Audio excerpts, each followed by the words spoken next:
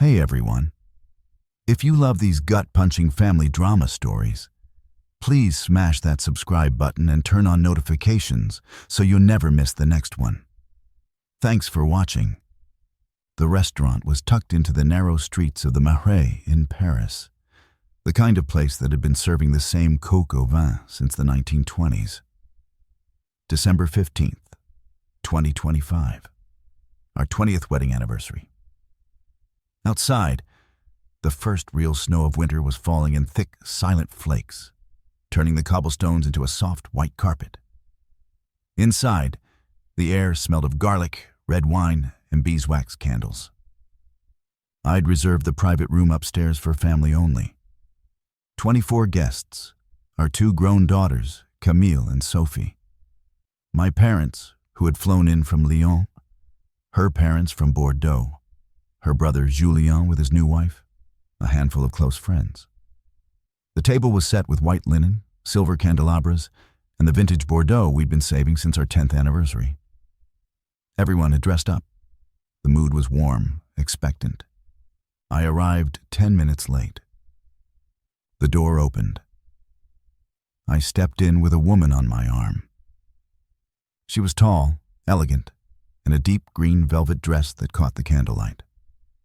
Her dark hair was swept into a low chignon. She wore no wedding ring. Her smile was polite, almost shy. The room went quiet. My wife, Isabel, stood at the head of the table in the sapphire dress she'd bought in Milan last spring. She looked at me, then at the woman, then back at me.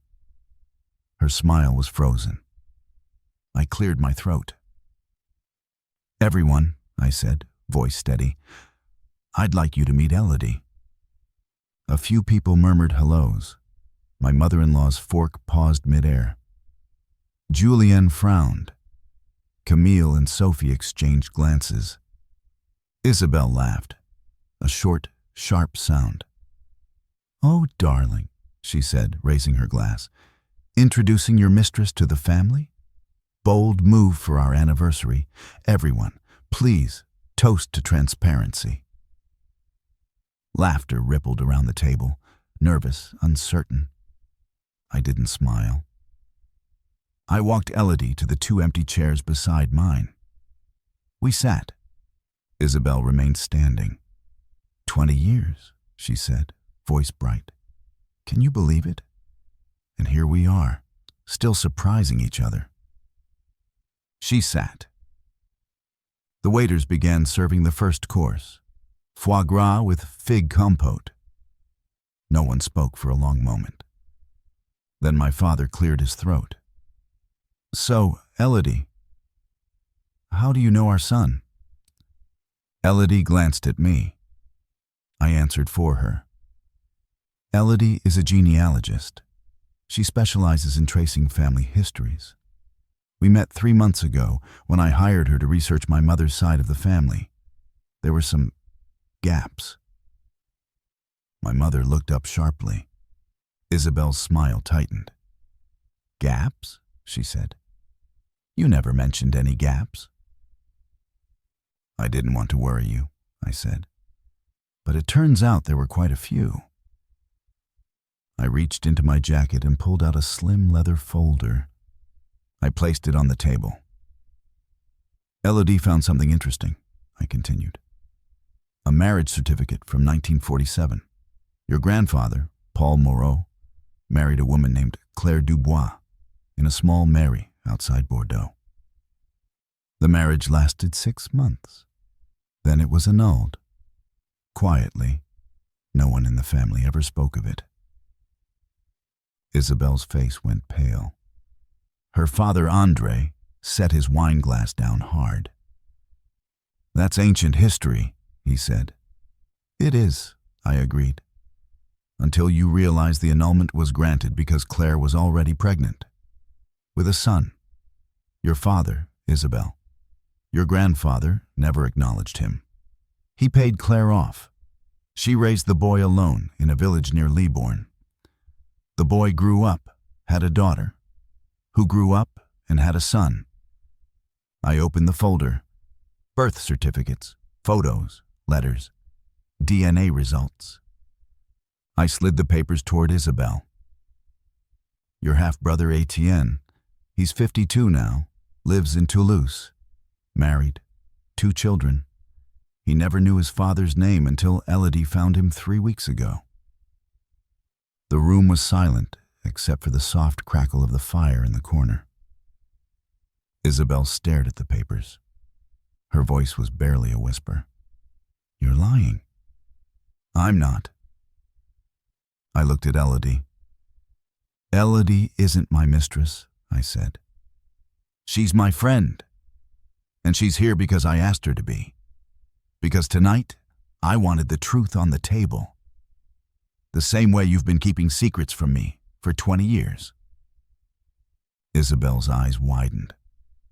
I turned to her parents. Andre, Marie, you knew. You've always known. You helped Paul cover it up. You let Isabel grow up believing she was the only grandchild. You let her inherit everything. The vineyard, the house in Cap Ferret, the trust fund, while Etienne grew up with nothing. Andre's face was ashen. We did what we had to, he said hoarsely. Paul was ashamed. He was young. You were ashamed of a child, I said quietly. And you let that shame become a lie that poisoned everything. I looked at Isabel. I found out 6 months ago, I said, when Etienne contacted me through a DNA testing site. I didn't believe it at first. I hired Elodie to verify. She did. Then I confronted your father. He admitted everything. But he begged me not to tell you. Said it would destroy the family. Isabel's hands were shaking. You knew all this time? Yes. And you said nothing? I waited, I said. I waited to see if you would ever tell me the truth about anything. About the money you've been moving out of our joint accounts. About the apartment in Lisbon you bought last year. About the man you've been seeing since the summer. Her breath caught. I didn't raise my voice. You thought I didn't notice? But I did. Every late night at the gallery. Every weekend retreat in Provence. I followed you once. I saw you with him. I took photos. I have them if you want to see. Camille stood up. Dad. I looked at my daughters. I'm sorry you're hearing this tonight. But I couldn't let another year go by pretending everything was fine. Not on our anniversary. Not when the lie has been eating me alive. Isabel started to cry. Silent tears at first, then sobs. I didn't know about Etienne, she whispered. I swear.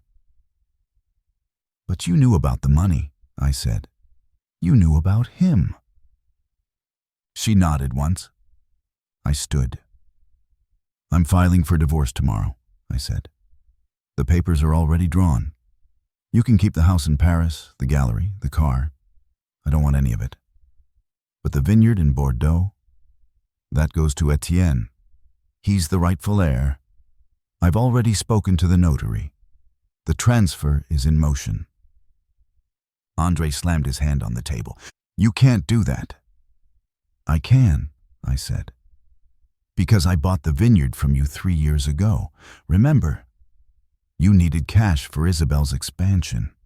I paid in full. It's in my name.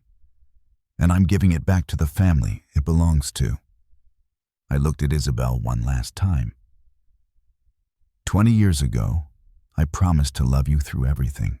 I kept that promise. But I won't keep loving someone who lies to my face every day. I turned to Elodie. Thank you for coming. She squeezed my hand. I walked to the door. The snow was falling harder outside. The streetlights glowed soft orange through the white. Behind me, I heard Isabel's voice. Broken, pleading. Jean, please. I didn't turn back. I stepped into the cold. The revenge wasn't in shouting. It wasn't in scenes or scandals. It was in the quiet truth, laid bare on the anniversary table like a dish no one could swallow, and in walking away before the room could collapse around me. 3 months later, the snow had melted. The vineyard in Bordeaux bloomed under the spring sun. Etienne and his family came to see it for the first time. We walked the rows together. He cried when he saw the vines his grandfather had planted. I didn't. I just smiled. Because sometimes revenge isn't about destruction. It's about restoration, and about finally breathing freely in the open air.